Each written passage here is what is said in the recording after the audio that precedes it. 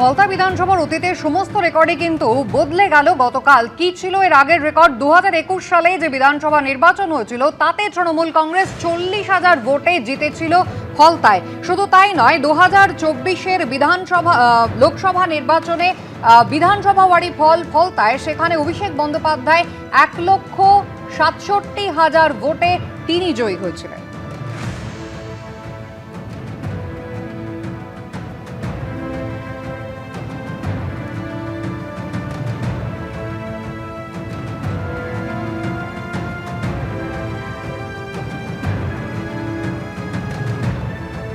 যারা এতদিন তৃণমূল করতো লাস্ট 8 বছর, তারাও নিজের ভোট নিজে দিতে পারেনি।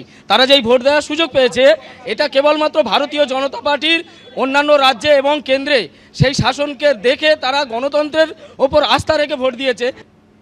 ফলতা জয়ের পর পোস্ট করেছেন অমিত মালব্য। এটা শুধু ভোটের ফল নয়, ডায়মন্ড হারবার মডেল ভেঙে পড়ার আনুষ্ঠানিক শিলমোহর। বছরের পর বছর ফলতাকে বিচ্ছিন্ন কেন্দ্রশাসিত অঞ্চলের মতো করে রেখেছিল তৃণমূল।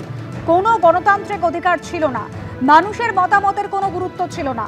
সংসদে ডায়মন্ড হারবারের প্রতিনিধিত্ব করার আর কোনো নৈতিক অধিকার নেই অভিষেকের।